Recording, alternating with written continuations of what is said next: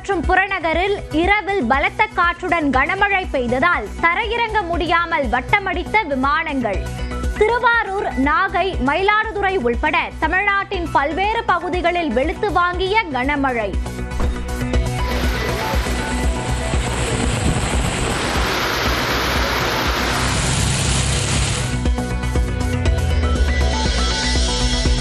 திருப்பூர், திண்டுக்கல், தேனி, தென்காசி, நெல்லை மற்றும் குமரி மாவட்டங்களில் இன்று கனமழைக்கு வாய்ப்பு. கோயம்புத்தூர் மாவட்டத்தின் மலைப்பகுதிகள் மற்றும் நீலகிரி மாவட்டத்தில் ஓரிரு இடங்களுக்கு மிக கனமழை எச்சரிக்கை விடுத்தது சென்னை வானிலை ஆய்வு மையம். அறிவியல் தொழில்நுட்ப ஆய்வுகளின் அடிப்படையிலேயே பயன்பாட்டு காலம் குறித்து முடிவு. மத்திய அரசுக்கு அமர்நாத் ராமகிருஷ்ணன் பதில்.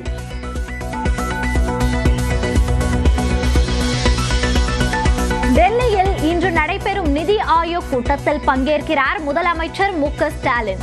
மாலையில் பிரதமர் மோடியையும் சந்தித்து பேசுகிறார்.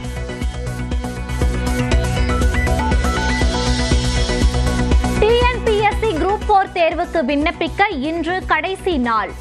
ஜூலை 12ஆம் தேதி நடைபெறுகிறது எழுத்து தேர்வு. கொரோனா பரவல் காரணமாக தமிழ்நாட்டில் எந்த ஒரு புதிய கட்டுப்பாடும் விதிக்கப்படவில்லை. சமூக வலைதளங்களில் பரவும் தகவலுக்கு சுகாதாரத்துறை மறுப்பு.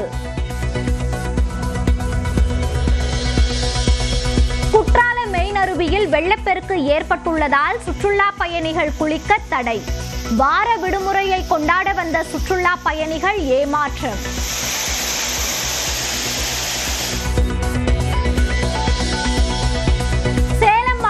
தீவட்டிப்பட்டி அருகே மூதாட்டியை கொலை செய்து நகைகளை திருடிச் சென்றவரை சுட்டுப்பிடித்த காவல்துறை. கத்தியை போட்டுவிட்டு சரணடையுமாறு கூறியும் கேட்காததால் தற்காப்புக்காக சுட்டதாகவும் விளக்கம்.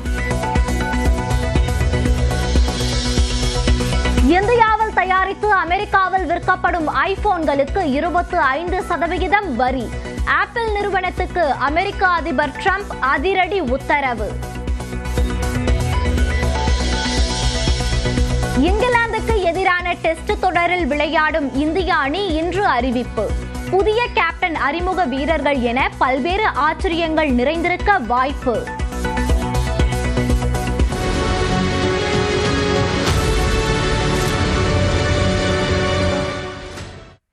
டெல்லியில் காங்கிரஸ் மூத்த தலைவர்கள் சோனியா மற்றும் ராகுல் காந்தியை சந்தித்த முதலமைச்சர் மு.க. ஸ்டாலின் ஆளுநர் விவகாரத்தில் காங்கிரஸ் ஆளும் மாநிலங்களின் ஒத்துழைப்பை கோரியதாக தகவல் வெளியாகியுள்ளது.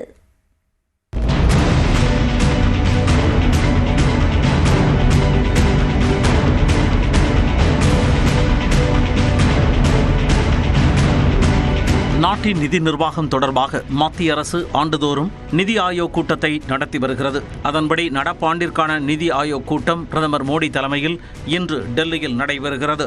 இந்த கூட்டத்தில் கலந்து கொள்ள அனைத்து மாநில மற்றும் யூனியன் பிரதேச முதலமைச்சர்களுக்கு அழைப்பு விடுக்கப்பட்ட நிலையில் அதனை ஏற்று தமிழ்நாடு முதலமைச்சர் மு.க. ஸ்டாலின் விமானம் மூலம் டெல்லி சென்றார்.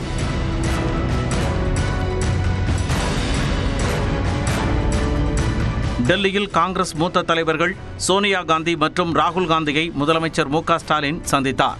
அடுத்த ஆண்டு தமிழ்நாடு சட்டப்பேரவை தேர்தல் நடைபெறவுள்ள நிலையில் காங்கிரஸ் தலைவர்களை முதலமைச்சர் சந்தித்தது கவனம் பெற்றது.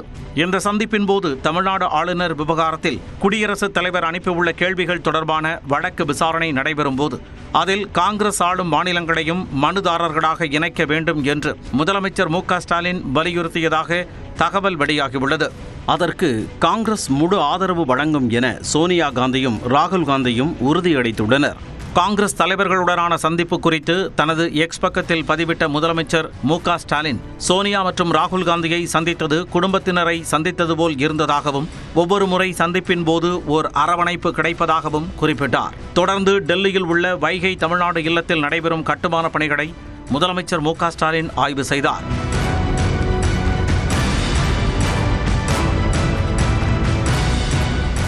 அங்கிருந்து எய்ம்ஸ் மருத்துவமனைக்கு சென்ற முதலமைச்சர் மு.க. ஸ்டாலின் பகல்காம் தாக்குதலில் காயமடைந்து சிகிச்சை பெறும் தமிழகத்தைச் சேர்ந்த பரமேஸ்வரன் மற்றும் குடும்பத்தினரை சந்தித்து நலம் விசாரித்தார்.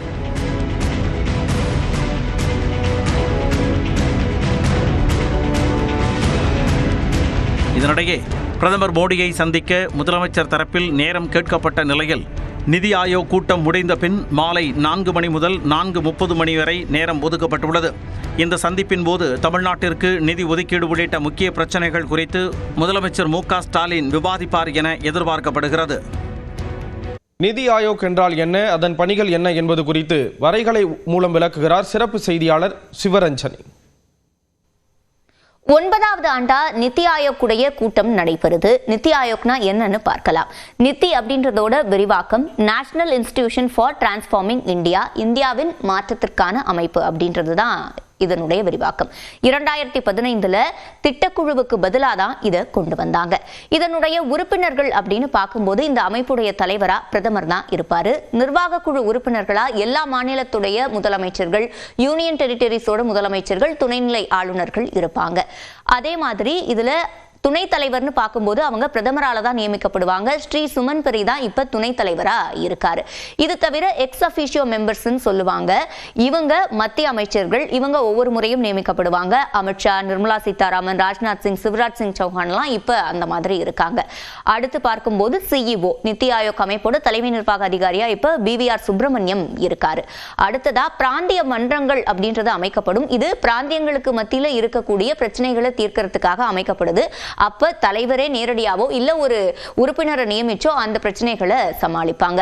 அடுத்து கள வல்லுநர்கள், அதாவது ஒரு சில துறைகள்ல பிரச்சனை இருக்கு, இல்ல ஒரு சில துறைகள்ல இன்னும் வளர வேண்டி இருக்கு அப்படிங்கும்போது அந்த துறை சார்ந்த நிபுணர்களை இதுல நியமிப்பாங்க. அததான் கள வல்லுநர்கள் அப்படின்னு குறிப்பிடுறோம். அவங்க இருப்பாங்க.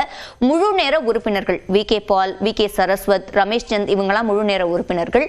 இவங்களுடைய வேலை என்பது இந்த நிதி ஆயோக் அமைப்போட நோக்கத்தை சரியா எல்லாரும் செயல்படுத்துறாங்களா அப்படின்றத கண்காணிக்கிறது தான். சரி, நோக்கம் என்ன அப்படின்னு பார்க்கும்போது தேசிய வளர்ச்சிக்காக மாநிலங்களை அடக்கின ஒரு குழுவா இது செயல்படும். அதுதான் முக்கிய நோக்கம்.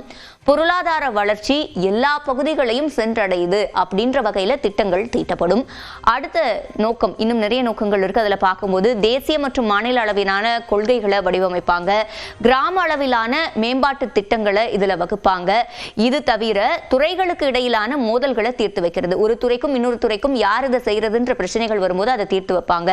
சர்வதேச மற்றும் தேசிய அளவிலான சிந்தனையாளர்கள் கிட்ட ஒத்துழைப்பை ஏற்படுத்துவாங்க. ஏன்னா மத்தவங்க கிட்ட இருந்து ஐடியாஸை எடுத்து அதை இம்ப்ளிமெண்ட் பண்றதுக்கு இது தேவைப்படும். கொள்கைகள், திட்டங்களை செயல்படுத்துறத கண்காணிக்கிறதும் இந்த அமைப்போட வேலையா இருக்கு. அது மட்டும் இல்ல, தொழில்நுட்ப ரீதியா ஒரு மேம்பாடு தேவைப்படுது அப்படின்னா அதை செயல்படுத்துறது, அதே மாதிரி கொள்கை ரீதியா இப்ப செயல்பட்டு வர விஷயங்கள்ல இன்னும் என்ன மேம்பாடு நம்ம பண்ணணும் அப்படின்றதையெல்லாம் இவங்க கண்காணிப்பாங்க. இதுதான் இந்த அமைப்பினுடைய நோக்கமா இருக்கு. ரவி மோகன் ஆர்த்தி குடும்பத்திற்கிடையான அறிக்கை போருக்கு முற்றுப்புள்ளி வைத்த உயர்நீதிமன்றம் இரு தரப்பினரும் அவதூறு கருத்துக்கள் தெரிவிப்பதை தவிர்க்க வேண்டும் என உத்தரவிட்டிருக்கிறது.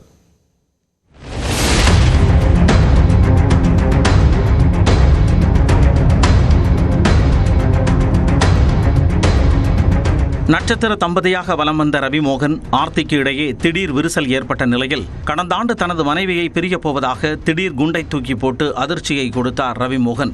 இருவரின் விவாகரத்து வழக்கு நீதிமன்றத்தில் இருக்கும் நிலையில் பாடகி கெனிஷாவுடன் அண்மையில் நிகழ்ச்சி ஒன்றில் மேட்சிங்காக உடை அணிந்து வலம் வந்தார் ரவி மோகன். விவாகரத்து முடிவுக்கு இடையே பாடகியுடன் ஒன்றாக சேர்ந்து வந்திருந்தது நெட்டிசன்கள் மத்தியில் மட்டுமல்லாமல் சினிமா வட்டாரத்திலும் பலவாறாக பற்றி எரிய ஆரம்பித்தது.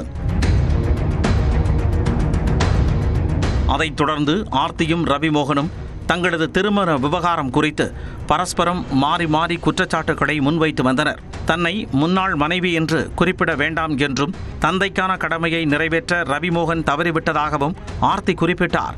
ஆர்த்தியின் அறிக்கைக்கு பதிலடி கொடுக்கும் வகையில் 4 பக்க அறிக்கை வெளியிட்ட ரவி மோகன் மூச்சுக்கு 300 முறை ஆர்த்தியை முன்னாள் மனைவி என குறிப்பிட்டார். மேலும் தன்னை பொன்முட்டையிடும் வாத்து போல மனைவி குடும்பத்தினர் பயன்படுத்தியதாக குற்றஞ்சாட்டினார். மருமகனுக்கு பதிலடி கொடுக்க மாமியார் சுஜாதாவும் ஒரு அறிக்கையை வெளியிட்டார்.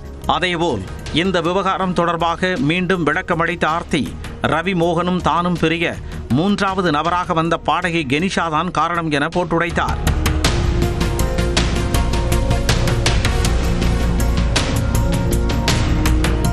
மேலும் தீய வழியில் சென்ற கணவரை காப்பாற்றிய தனக்கு கட்டுப்படுத்திய மனைவி என பட்டம் கிடைத்ததாக ஆதங்கத்தை கொட்டிய ஆர்த்தி ரவி மோகன் மீது பல்வேறு குற்றச்சாட்டுகளையும் முன்வைத்தார்.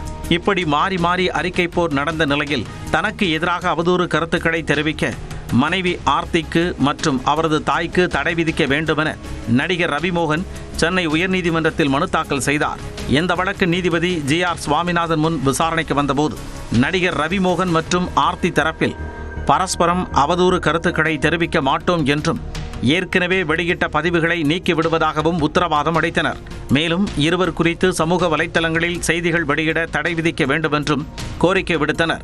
இதை ஏற்றுக்கொண்ட நீதிபதி இரு தரப்பினரும் அவதூறு கருத்துக்களை தெரிவிப்பதை தவிர்க்க வேண்டும் என்று உத்தரவிட்டார். மேலும் ஏற்கனவே பொதுத்தளத்தில் பதிவு செய்யப்பட்ட கருத்துக்களை நீக்க வேண்டுமென அறிவுறுத்திய நீதிமன்றம் நடிகர் ரவிமோகன் ஆர்த்தி குறித்த செய்திகளை வெளியிடவும் விவாதிக்கவும் சமூக வலைத்தளங்களுக்கு தடை விதித்தும் உத்தரவிட்டார்.